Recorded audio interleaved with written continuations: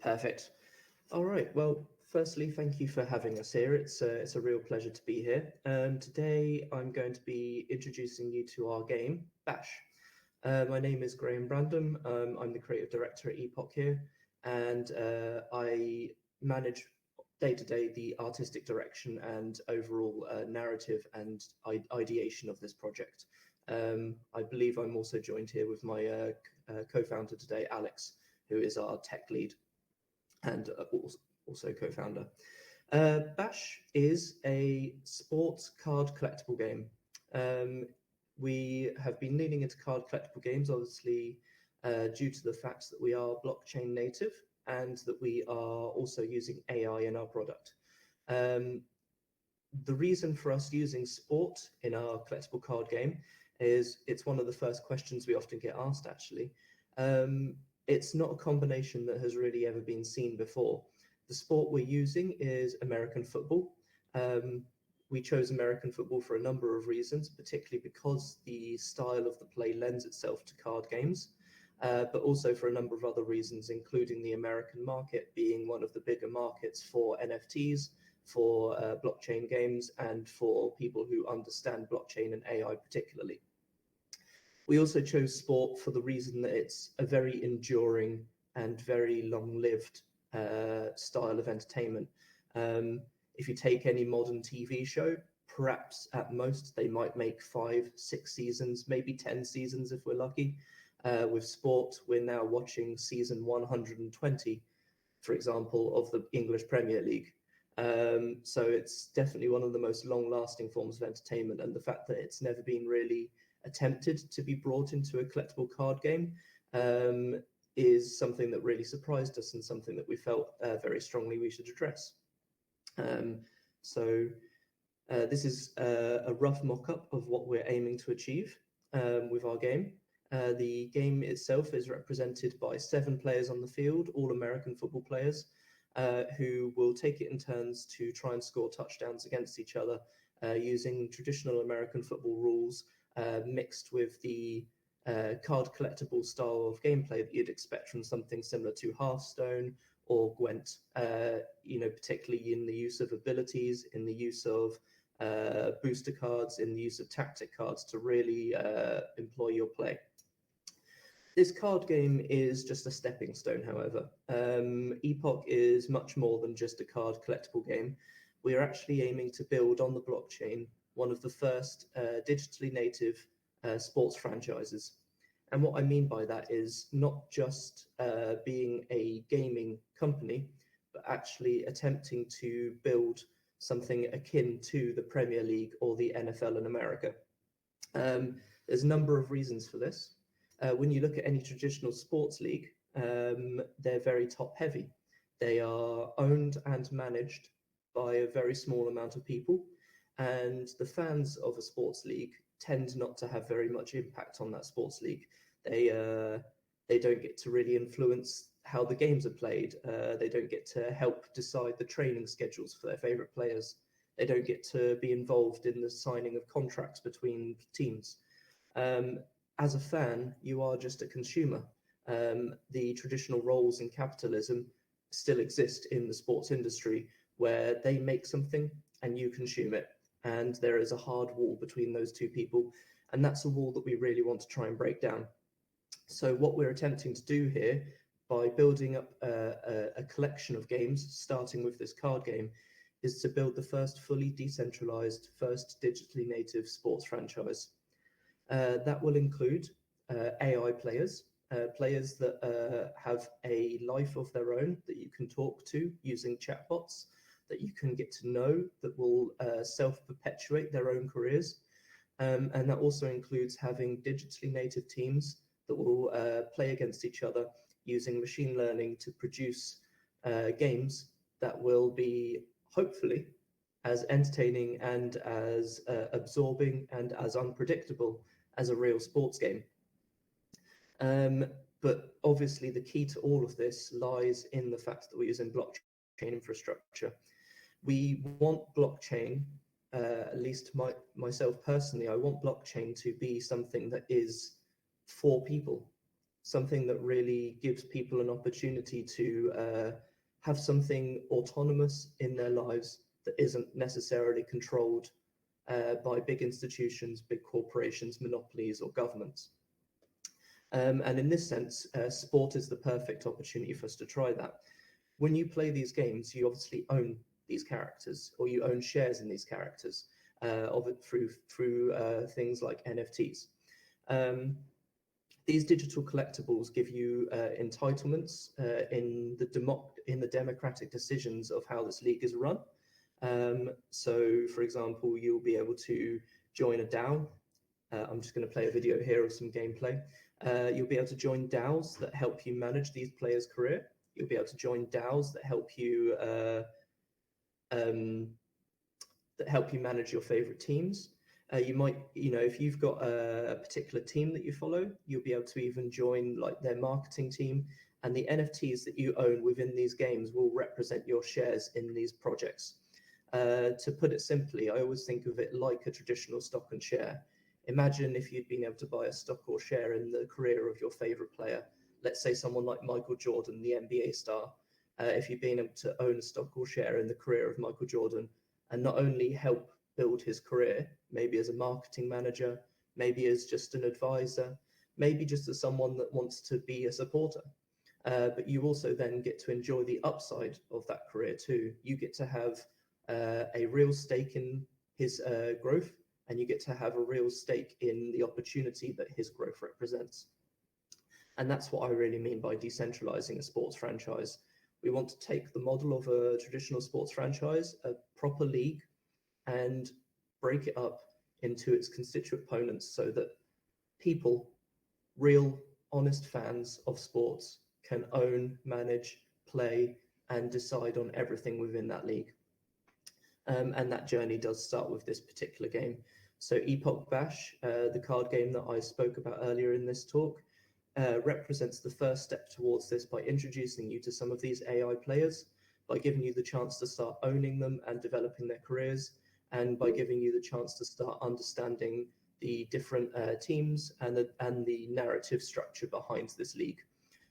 Our job as Epoch founders is to build the framework for you as the fans to then take a leap of faith and jump into something completely unknown and develop this for yourself.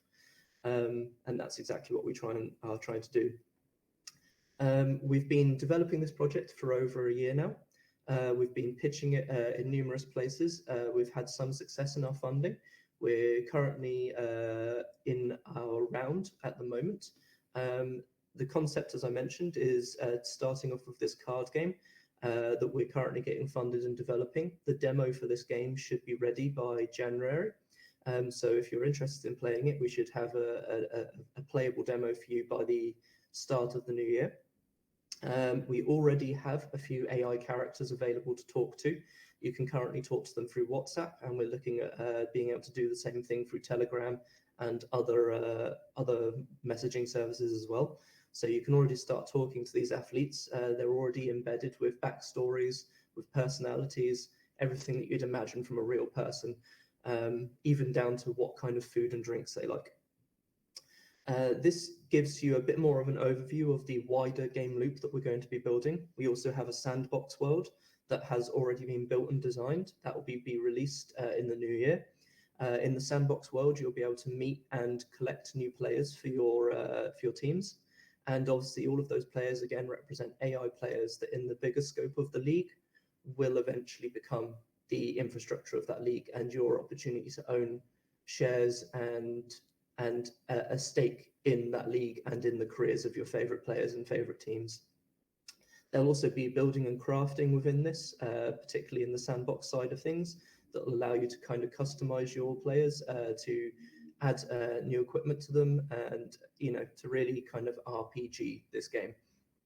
And obviously there are training components as well, and all of this will eventually be managed and paid for using a native token. Initially, this will be just a in-game token, very similar to what we're all used to already with games like League of Legends and Riot Points, Blizzard Points, but this will eventually become an ERC20 token as well. We are positioning ourselves in the game industry right in between CCGs currently and traditional sports games. We see ourselves as a bridge between those two types of games, particularly in terms of the card game mechanics mixed with the management and customization you expect from a traditional sports game. And our target markets are really quite vast. We already know that CCG gamers globally stretch to 1.4 billion, and that is growing every day.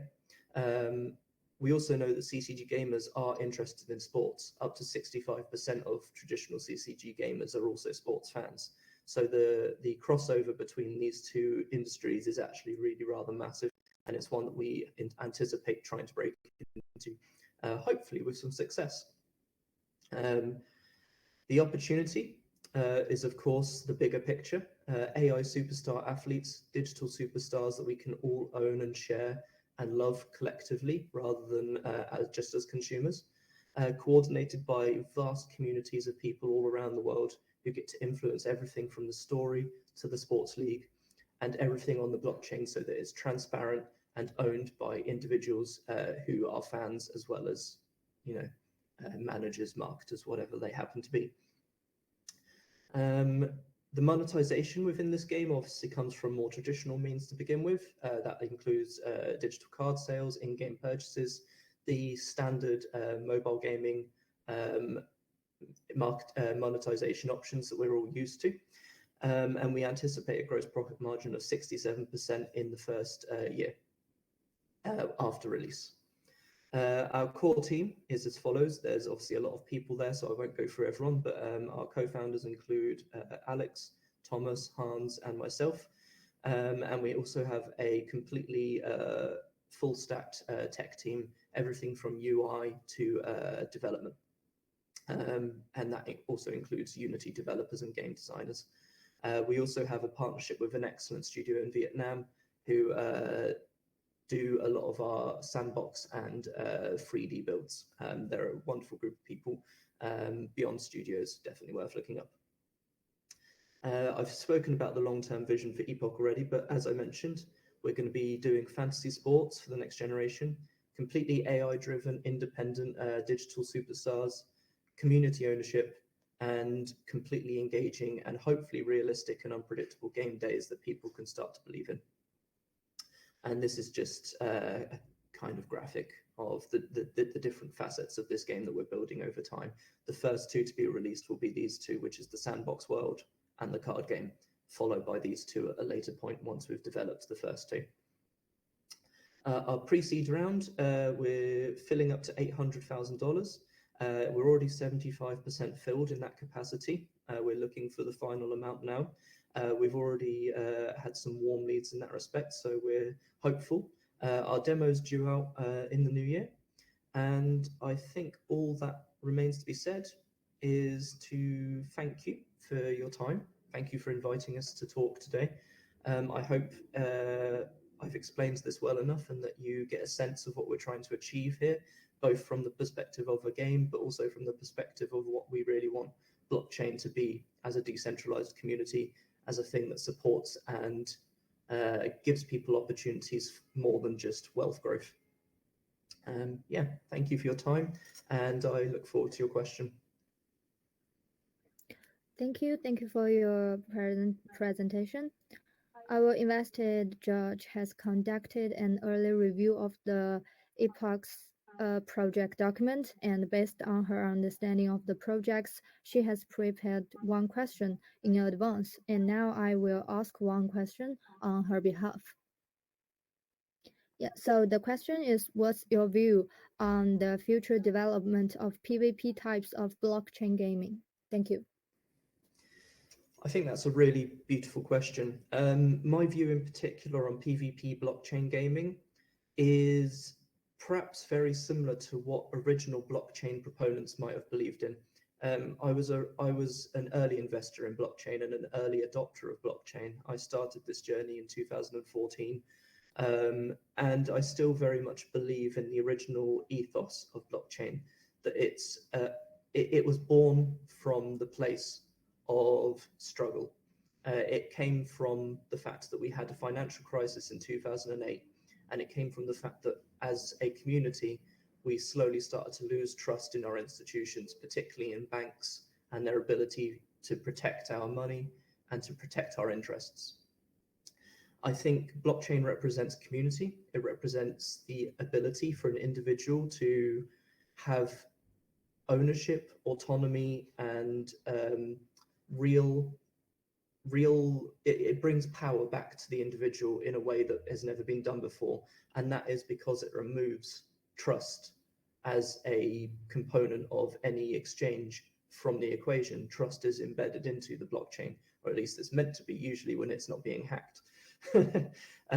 So to answer your question, for PvP gaming, I think the play to earn gaming solution is something that will be quite short-lived. Often the models aren't sustainable. When you run the economics, they tend to be kind of very quick burns. So maybe a PvP play to earn game can last for a few years, but eventually it'll have to be rebalanced, by which point you've already got a community that are there specifically for the income and perhaps not for the gameplay. I think you need to lead with entertainment. It's always been the way with gaming and any other entertainment industry, including film, that you need to have something that's fun, engaging, and something that people would play for free, even if there was a play to earn component in it.